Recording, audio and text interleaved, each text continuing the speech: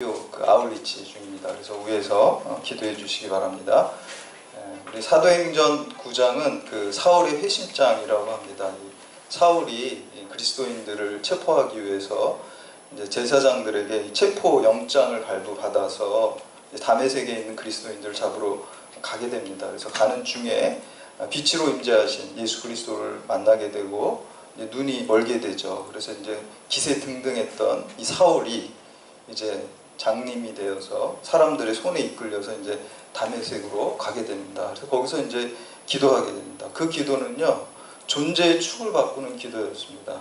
그 전에 자기의 의와 또 자기의 신념에 사로잡힌 이 사울이 이제는 자기 자신을 다 내려놓고 예수 그리스도에게 동요매는, 붙들어매는 이 데오마이의 기도를 3일 동안 이렇게 드리게 됩니다. 그래서 3일이라는 것은 상징적인 의미가 있습니다. 존재가 완전히 축이 바뀌는 거죠. 죽을 수밖에 없는 육체적인 존재에서 예수 생명으로, 영원한 생명으로 바뀌는 이 존재의 축이 바뀌는 그 기도를 드리게 되는 것입니다. 그래서 요나도 이제 물고기 뱃속에 3일 있었고요. 예수님께서도 이 죽음의 무덤 속에서 3일 동안 있었던, 또 다시 이렇게 부활하신 것들이 새로운 존재로 이렇게 탄생하는 것을 성경에서는 주로 이렇게 3일로서 완전히 과거와 단절돼서 새로운 존재로 거듭나는 것을 상징합니다. 그런 기도를 이제 사울이 드리고 있을 때, 한편에 이제 다메섹에 있는 그 경건한 그리스도인 이 아나니아에게도 예수님께서 임재하셔서 이제 환상 중에 사울이라는 그 사람이 지금 여기 와 있으니까 네가 그 집가에 가서 그를 안수기도 하고 세례 줘라, 이런 이제 음성을 듣게 되죠. 그때 이제 그 음성대로 예수님의 음성을 듣고 아나니아가 그 명령에 순종해서 사울에게 가서 이제 안수기도 하고, 또 그럴 때 눈에서 이제 비닐이 떨어지고 이제 보게 되는 그 장면이 오늘 말씀 속에서 나옵니다. 그래서 오늘 그 17절과 18절 말씀 함께 봉독합니다. 아나니아가 떠나 그 집에 들어가서 그에게 안수하여 이르되, 형제 사울아, 주 곧 내가 오는 길에서 나타나셨던 예수께서 나를 보내어 너로 다시 보게 하시고 성령으로 충만하게 하신다 하니, 즉 사울의 눈에서 비닐 같은 것이 벗겨져 다시 보게 된지라 일어나 세례를 받고, 안수기도 하고 또 눈이 떼어지게 되고 세례까지 이제 주게 됩니다. 그래서 과거에 그 죄악된 그 사울이 아니라 이제 새롭게 예수 생명으로 태어나는 그러한 과정을 우리가 보여주고 있습니다. 그래서 기독교 역사상 이 사도 바울은 가장 그 크게 쓰임받은 사람 중에 하나입니다. 근데 이 사람의 탄생에 있어서 그 이름 없는 무명의 그 다메섹의 그리스도인 그 아나니아라는 사람과 또 이 다메섹에 있는 많은 그리스도의 제자들이 이 사울을 바울로 이렇게 탄생시키는데 큰 영향력을 줬고 기여를 했습니다. 그래서 오늘 말씀을 통해서 우리가 이 다메섹의 그리스도인과 같은 정말 영향력 있는 그리스도인들로 새롭게 우리가 결단하는 시간 되시기를 주님의 이름으로 축복합니다. 첫 번째 이들의 그 다메섹 그리스도인들이 사울에게 준 영향력은요, 이제 사울이 다시는 이 육신을 위해서 먹는 사람이 아니라 예수 그리스도께서 주신 이 영원한 생명을 위해서 먹고 마시는 사람으로 바뀌어지는 그 영향력을 줬습니다. 그러니까 인생의 목적을 바꿔준 거죠. 그런 영향력을 깊게 각인시켜 줬습니다. 우리 19절 말씀 함께 봉독합니다. 시작. 음식을 먹음에 강변하여지니라. 사울이 다메섹에 있는 제자들과 함께 며칠 있을 때, 아나니아 안수로 잃었던 시력을 회복하고 이제 세례 받고 이제 제일 처음에 이제 먹게 됐죠. 음식을 3일 동안 이제 금식하면서 기도를 했는데, 이제 먹는다라는 단어가 주로 이제 헬라어 이렇게 원어에 보면 신약 성경에 에스디오라는 단어가 이제 먹다 그런 의미를 가지고 있는데, 오늘 이 19절 말씀에는요 전혀 다른 단어를 쓰고 있어요. 똑같이 우리나라 말로는 먹다인데 여기서 보면 람바노라는 단어를 헬라어로 쓰고 있습니다. 이 람바노라는 단어는 무엇을 취한다, 좀 더 구체적으로 말하면 참 생명을 취한다라는 의미가 있어요. 사울이 그전에도 하루 세 끼 꼬박꼬박 먹었죠. 꼬박꼬박 먹었는데 이제 예수님 만나고 그가 완전 예수 생명으로 변화된 다음에 이제 첫 끼를 먹게 되는 거잖아요. 이 끼는 그 전에 먹었던 음식과 완전히 다른 거예요. 인생의 목적이 바뀌었고요, 참된 생명을 취하는 거고요, 그가 먹고 마시는 게 이제는 이 썩어지고 없어질 육체를 위해서 먹는 게 아니라 예수 그리스도의 참된 생명을 위해서 먹는 것이고, 또 그 참된 생명을 복음을 전하는 사명을 감당하기 위해 먹는 것으로 완전히 바뀌어버린 것입니다. 그래서 이제 기존에 있던 그 먹다라는 단어를 여기서 쓰지 않고 보면 이 람바노라는 참 생명을 취하다라는 의미로 이 사울이 그 음식을 먹었다라고 이렇게 기록하고 있습니다. 그래서 이러한 진리를 깨달은 이 사도 바울이 고린도전서 10장 31절에서 고린도 교인들에게 그렇게 얘기하죠. 너희가 먹든지 마시든지 무엇을 하든지 다 하나님의 영광을 위해서 하라라고 이렇게 말씀하고 있습니다. 이것은요 모든 그리스도인들의 목표입니다. 목적입니다. 삶에 우리가 먹든지 마시든지 다 하나님께 영광 돌리는 것을 초점이 맞춰줘야 돼요. 우리가 뭘 하든지 무엇을 하든지 다 먹든지 마시든지 진짜 어떤 일을 하든지 내가 이 일을 통해서 하나님께 영광을 돌려야지. 여기에 우리가 모든 초점을 맞추고 사는 것이 예수 생명으로 사는 것이고 우리의 존재의 축이 썩어질 육체에서 영원한 생명으로 옮겨지는 그러한 삶을 살고 기도를 올려드리는 것입니다.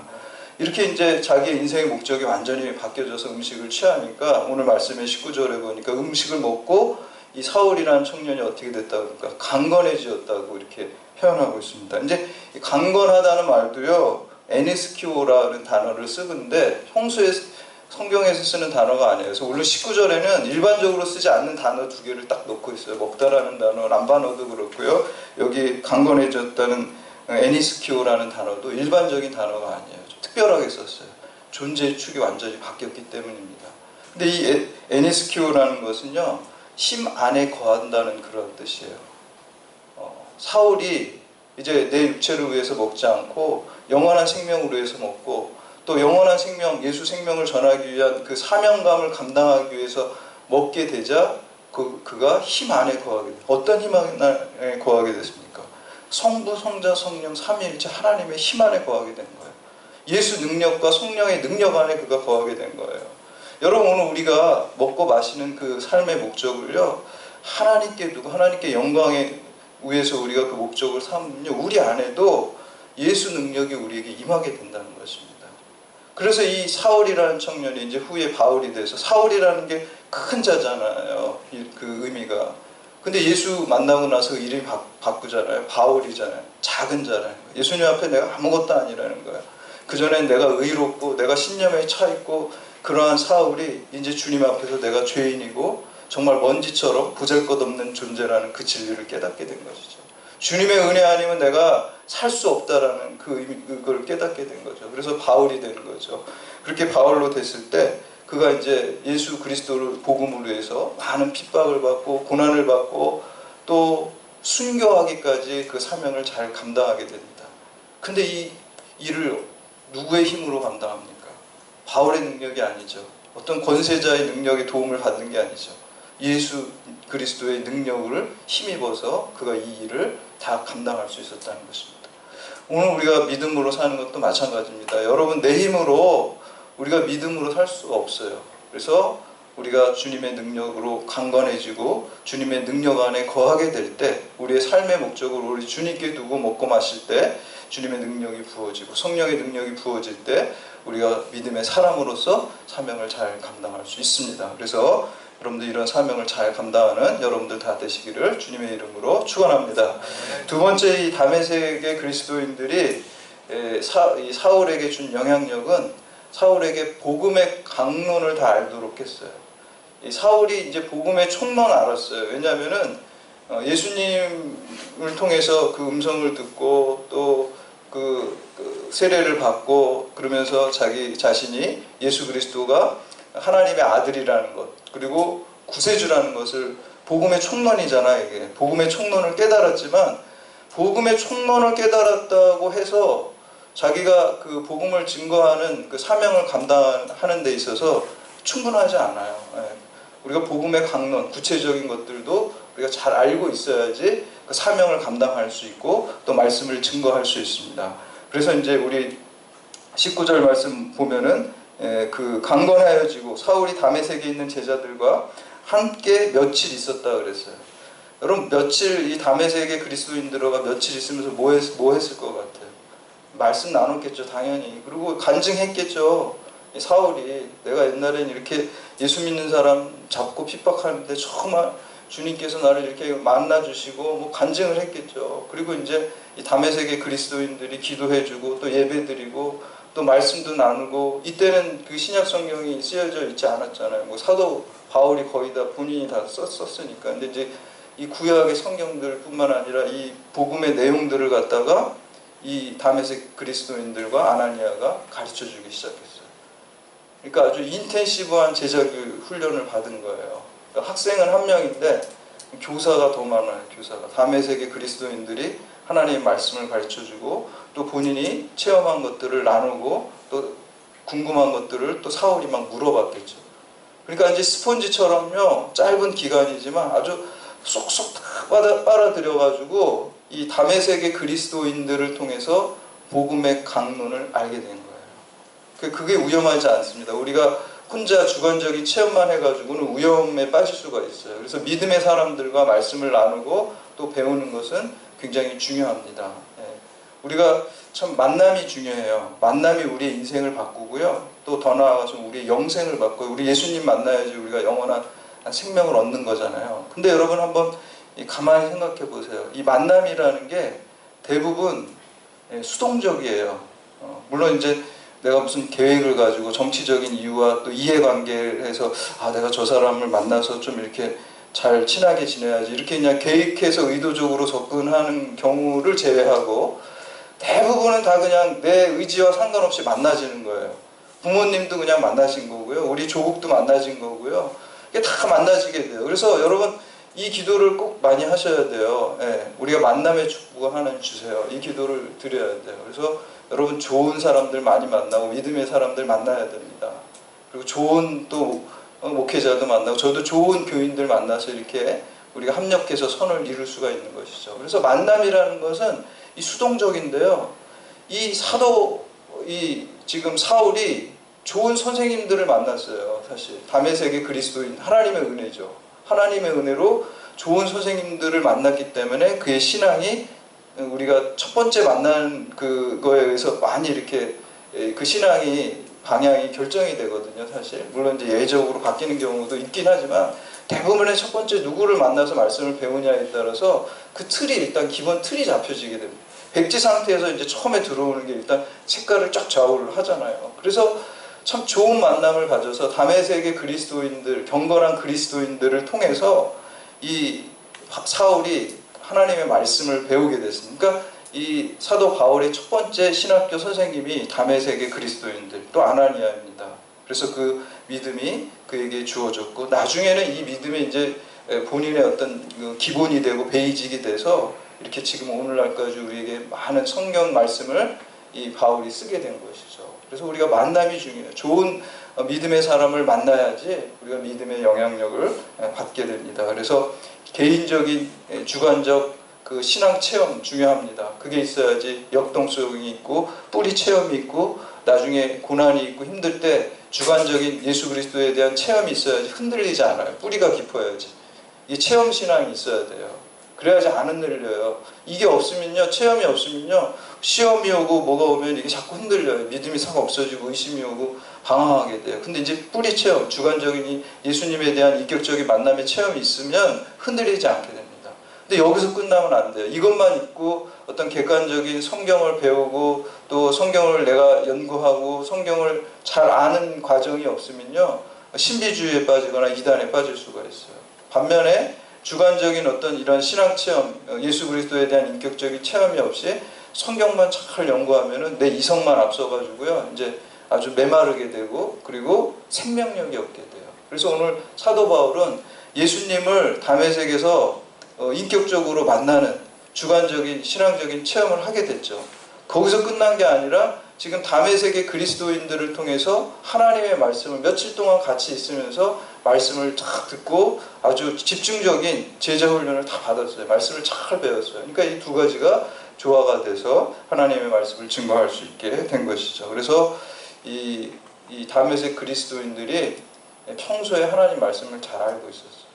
여러분 만약에 이제 믿지 않는 그 지금 이 사울과 같은 청년이 여러분 앞에 탁 나타나고 며칠 같이 있으면 여러분 어떻게 말씀을 가르칠 거예요? 그러니까 우리가 평소에 말씀을 잘 알고 있어야 돼요. 믿는 사람들. 그래서 어떤 기회에도 우리가 말씀을 초신자한테 또 믿지 않는 사람한테 이거를 설명을 해줘야 될 정도로 우리가 준비가 돼 있어요. 첫 번째는 그게 나한테 은혜가 되고요. 먼저 내가 말씀의 은혜를 받아야 돼요. 내가 은혜를 받아야지 은혜를 나눠줄 수 있어요. 나한테 없는 걸 어떻게 내가 남한테 줄 수가 있겠습니까? 그래서 성경에 대한 잘 아는 지식을 내가 갖고 있어야지 그걸 줄 수가 있고요. 그리고 내가 하나님 말씀을 통해서 내가 은혜를 받아야지 또 그 은혜를 줄 수가 있어요. 그래서 저도 말씀을 제일 준비할 때 사실 설교 문을 쓸 때는 이게 저한테 먼저 설교하는 거예요. 사실은 다 이게 저한테 먼저 설교하고 제가 은혜를 받아야지 그 받은 거를 여러분에게 여기서 나눠줄 수가 있는 거잖아요. 제가 은혜 안 받으면 은혜를 나눠드릴 수가 없어요. 그래서 말씀의 통로가 돼야 돼요. 그러니까 여러분 삶 가운데 말씀을 통독하고 또 묵상하고 또 암송해가지고 말씀 충만해져야지 그 말씀이 여러분의 잔을 차고 넘쳐서 다른 사람으로 흘러가는 그 역할을, 영향력을 주어야 되는 것입니다. 오늘 이 다메섹의 그리스도인들이 이 사울이라는 청년에게 그러한 역할을 감당했습니다. 오늘 여러분들도 말씀의 통로가 되시기를 주님의 이름으로 축복합니다. 마지막으로 세 번째, 이 다메섹의 그리스도인들은 이 사울로 하여금 이 복음의 전파자가 되도록 하였습니다. 우리 20절 말씀 함께 봉독합니다. 20절 시작.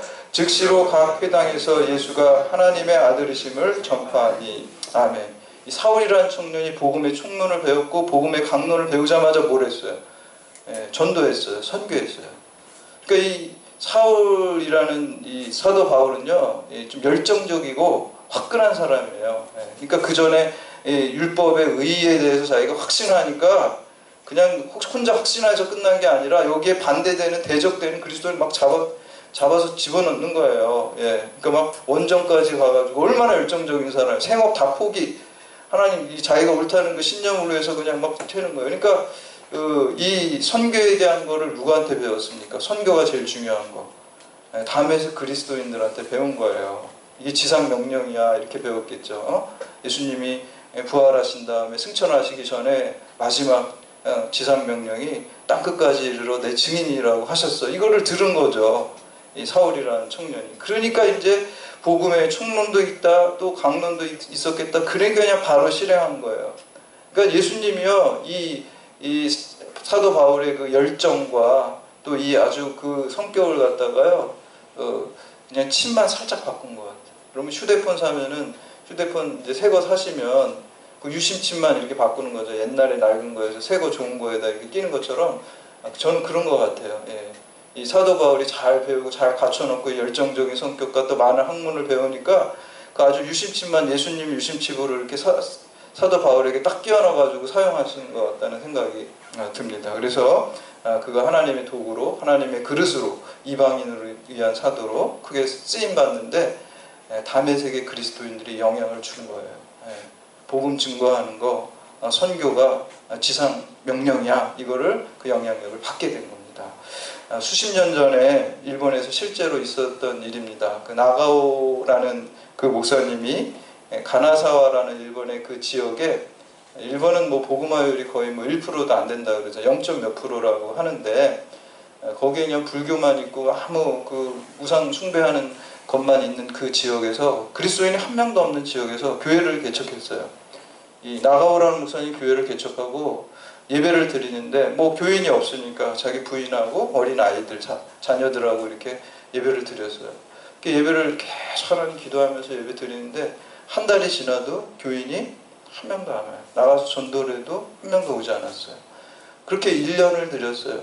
얼마나 힘들겠어요. 예배마다 그냥 부인하고 자녀들하고 계속 예배 드리고 설교 준비 열심히 해가지고 해서 1년을 드려도 한 명도 안 왔어요.